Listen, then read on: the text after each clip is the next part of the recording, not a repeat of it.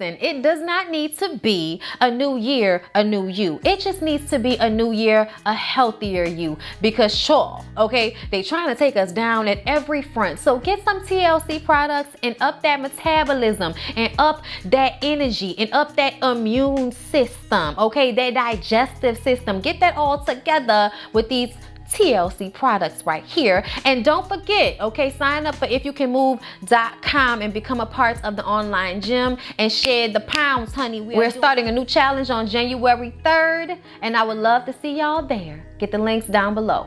Hey everybody, what's up? It's your girl Bondi Blue, and I am back for Growing Up Hip Hop Atlanta. Y'all asked me for this, and because I don't have a lot on the roster currently, I decided to go ahead and give it the old college try.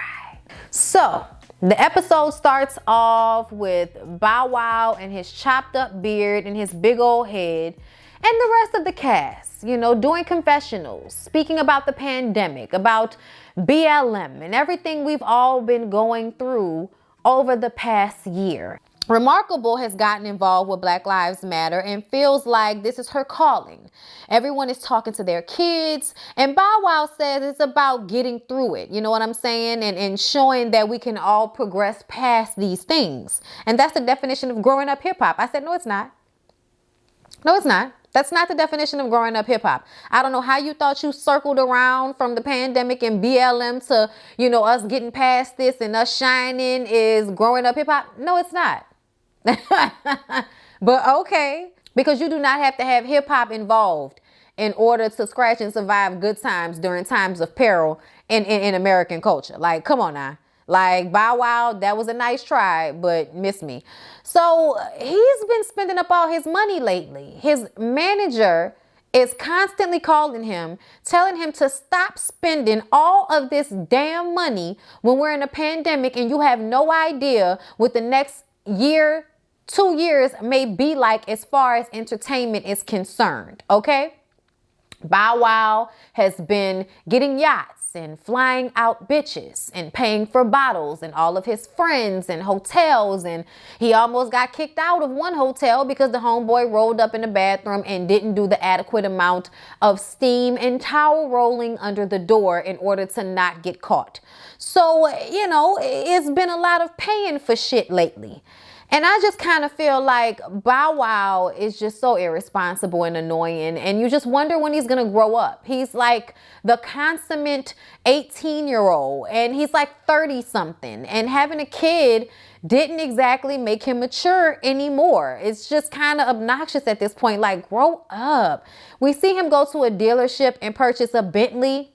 Normally, I wouldn't have a problem with this. You have money. Do whatever you want to do with your money. The problem comes in when you already have a driver, so you don't even drive the cars that you already have, and you're going to purchase a Bentley just so you can have one because that's what everybody in Atlanta is doing right now. Okay. That would be cool if you weren't an entertainer and you don't know what business is going to be like for you in the next few years. And nobody can tell me that Bow Wow has that much money because he's on Growing Up Hip Hop. No disrespect, just saying. So we see him go to see his manager, all right? He's been working on an album that he swears up and down is epic because it's about all of his relationships. I'm like, how many times are we going to hear you talk about the women you screw? Like, you do that every song, Bow Wow. Not saying that you should change it up. That's what you do. But don't act like we're about to hear something different than what we've heard all the other times. You know what I'm saying? Like, cut it out. But his manager tells him he's overspending. You know, when times are uncertain, you buying cars, you got a driver. It doesn't make sense, okay? He's going to have to make this money back. So now he wants to put out an album that he thinks is so fire. Andy, his manager, is like, nah, the shit is rather disjointed. There are probably some things that he doesn't want to talk about because it's so private, but it's kind of like, how you going to talk about the relationship from 10 years ago and not talk about the one from 4 or 5 years ago? So you need to like get a real producer. Whoever produced it, I guess that was shade towards him.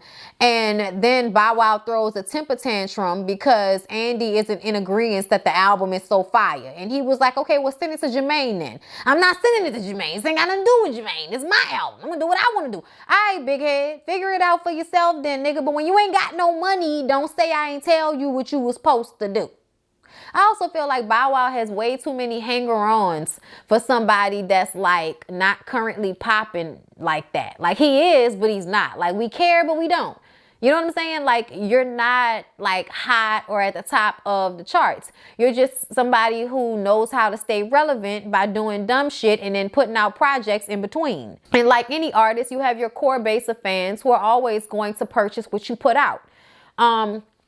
But I'm just kind of like, all right, Bow Wow, whatever. Like, I believe Andy. I believe you think the album is fire, and I believe you around a whole bunch of yes people, like Andy said. The only reason people are telling you they like that album is because you're paying for everything. You're paying for the yachts. You're paying for the plane tickets. You're paying for hotels, alcohol, weed, hookah, and everything else.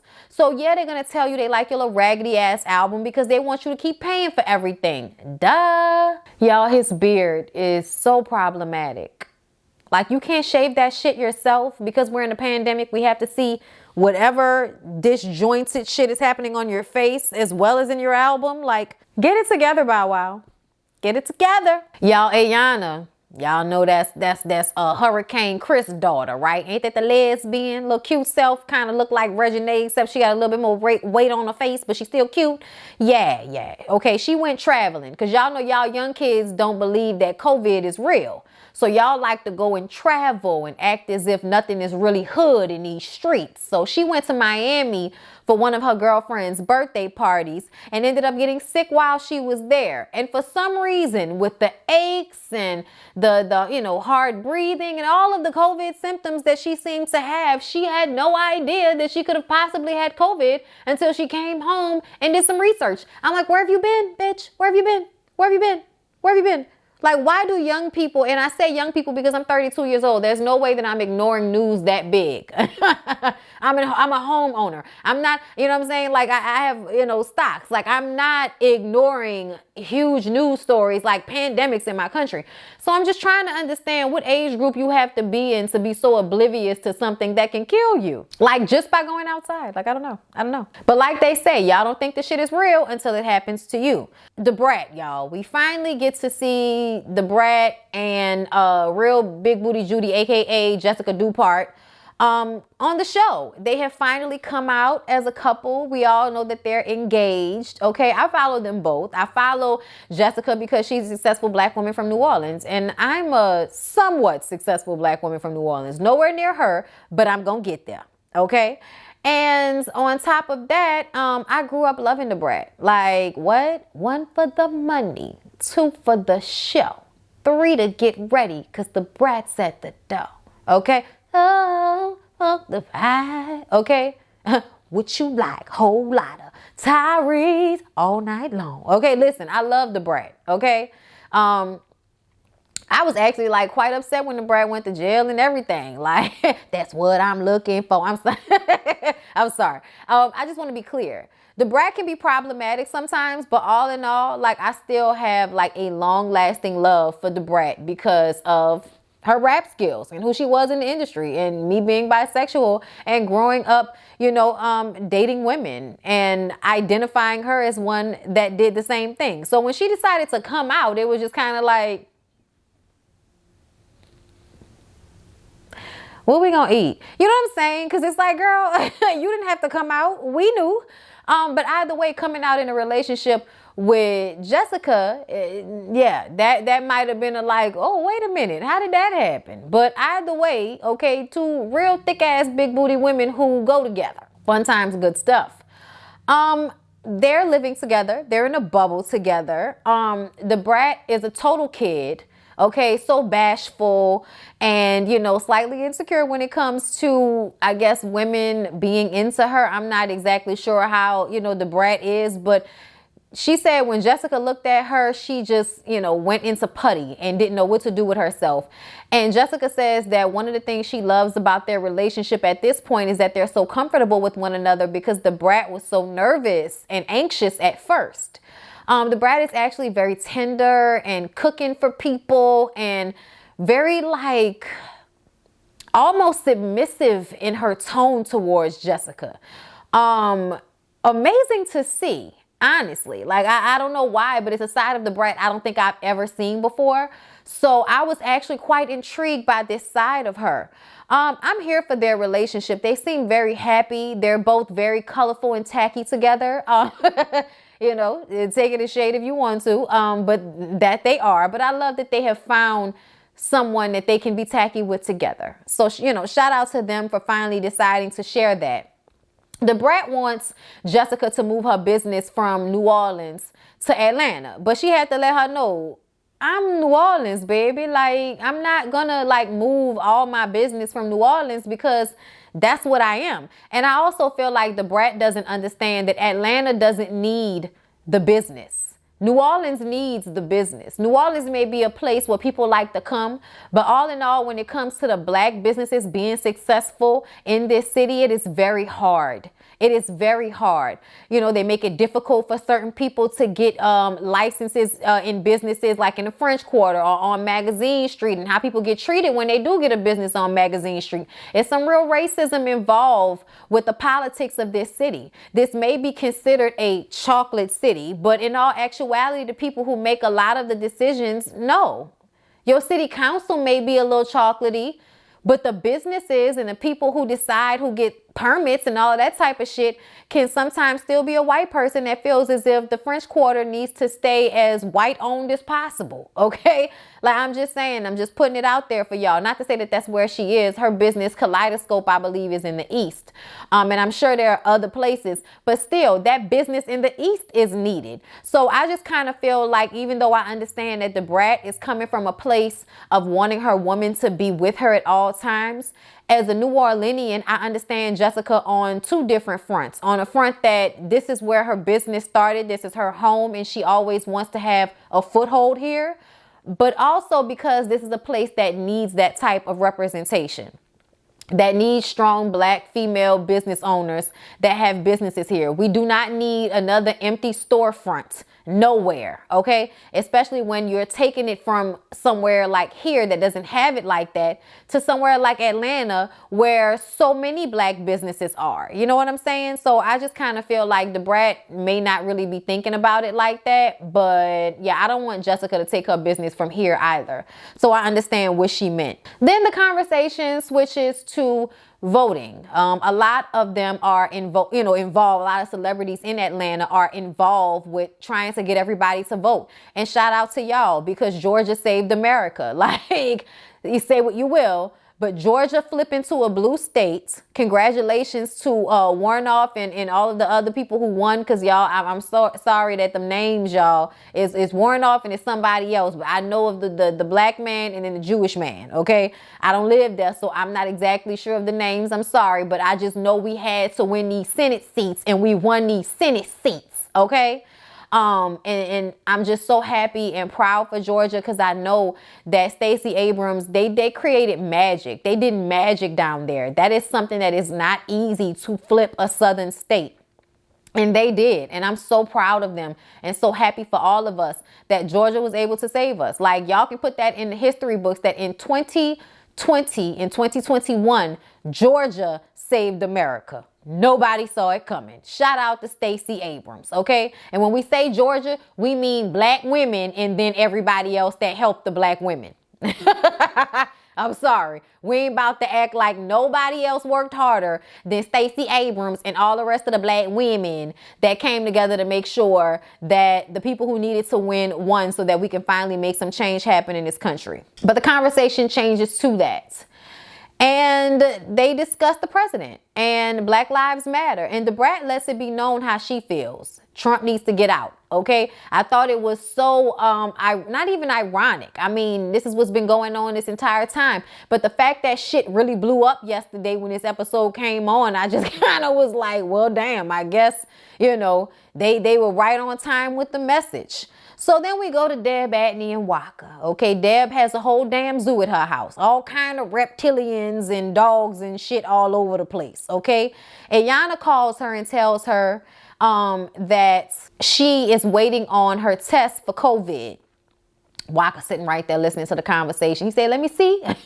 Like, he was like, listen, you need to get that immune system up. You need to get this, you need to get that. And so they call somebody to get some black something, you know, black root or something like that, and then get some sea moss. Listen, I'm on it. Don't get TLC products, okay? I tell y'all at the beginning of every review to get these TLC products, and y'all think it's a game, okay? I am on the sea moss, I'm on the light drops, I'm on the harmony drops, I'm on the NutriBurst, and I am on the ISOT.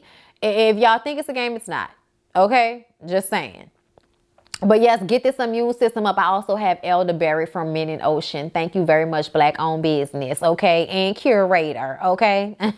Shout out to all the black witchy bitches. Okay? So Deb Adney is having some type of luncheon because she's got involved in politics. The Brat calls and tells her that she's not coming, mostly because of the pandemic. She doesn't want to leave her bubble just yet. Okay?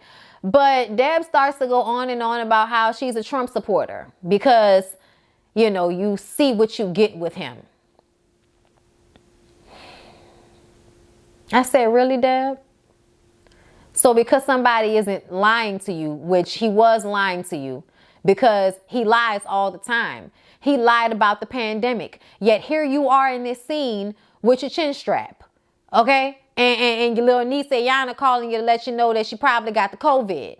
And you're still for the president that got up there and told you it wasn't a big deal. That fired the people that were supposed to protect the country from that. Even if you don't agree with his ideals, he did not do his job when it came to protecting this country from things that President Obama and every other president has had no problem protecting this country from. And now, just the other day, he had a temper tantrum because he didn't win the election. And now Deb Adney is on WeTV telling us that her black ass is a Trump supporter. The way Walker was sitting there with that look. Like, Walker, don't act like you ain't know. You knew. You say crazy shit sometimes too, because he was totally against Biden. And don't get me wrong, Biden has many a issue. Okay, minty. A issue. Yes, I added a T in many. Yes, minty. A issue. But at the end of the day, I don't have to agree with the person. I need you to do the job. That's really all it sums up to. As a black person, we are always voting for the lesser of two evils. We are never voting for the perfect candidate. So it doesn't exist for us. So this idea that we were going to get a perfect candidate this time, I don't know what y'all were thinking. We've never gotten one. Never. Obama was great. He was the most perfect we were going to get. But the problem is we didn't have the Senate the whole 8 years that he was in presidency. So he could never really get anything done. But y'all blame him for everything because that's what's easy. It's not really, easy to blame yourself for not being a part of this process a lot of the times and then getting mad when shit doesn't get done. Well, did you vote for the senators that are representing for you? Because those are the people that's deciding what actually happens, not just the president. It's not just one person that fixes everything. It has to be an entire culture. It has to be laws put in place in order to protect people from the racial injustices that happen in this country. And that includes the police department. All they have to do is put in laws that protect us from this. To me, it's very, very simple. They make it difficult because people don't want to actually see these changes happening. So what do? They stop them. They make them difficult. They blackmail people. They do every dirty trick that they can use to make sure that real change doesn't happen. That's what this is about. I'm trying to understand how somebody being so stupid that they can't conceal their lies, or someone being so reckless and out of their minds that they can't control their behavior, how that makes them a suitable candidate to run a country. Because you can see that they're crazy. That makes it better. That is such bullshit. That is such bullshit. And maybe we needed to see what happened the other day in order to come to that conclusion, but I didn't. I've been knowing about this entire time. Trump has been he just got banned from Twitter, but back when I was still working at the news station before he became president, him on Twitter was enough to let me know he didn't need to be anybody's president. But so many people wanted to argue about it. And here we are. Embarrassment to the world. And this is the person that you're backing, Deb Adney, because what you see is what you get. And she doesn't give a shit about how any of us feel because we don't pay her bills. Mind you, somebody who's on a reality show whose success is very much dependent upon people being fans of them. Waka knows. I don't understand why Deb doesn't understand that and keep getting her ass on this reality show all these seasons, but somehow you don't understand that public relations is important. Now you want to tell us that you don't care. Child, listen, I don't care who you vote for, Deb Adney. I honestly don't. I don't care who you for. I don't even care that you're a Trump supporter.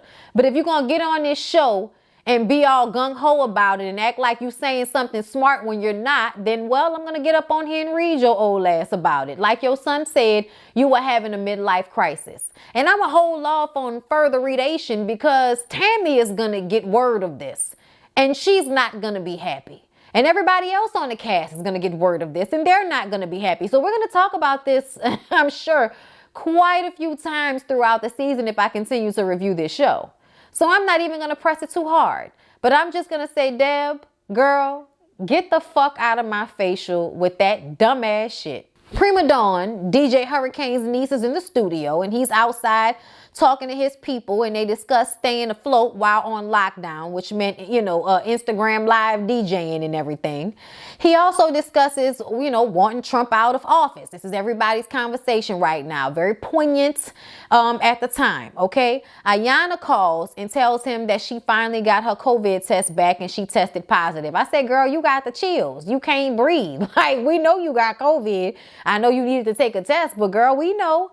She's worried about her girl because when she came back from her trip, even though she was sick, she was all over her girlfriend. I'm like, so you was just being extremely irresponsible. Like, I'm sick, but I'm not worried that I could possibly be giving you COVID, even though I've just traveled somewhere that has had loose COVID laws this entire time. Child. Make no damn sense. I want people to stop being so irresponsible. And I seen a video on Instagram. Somebody sent me of this lady talking about how COVID wasn't real, and she worked at the hospital, and people was at the hospital killing the patients and putting all kind of stuff in their IVs to make them sick. And it's not, listen. The people at your hospital might be, I don't know, some type of psychopaths. I don't know. You need to call somebody about that.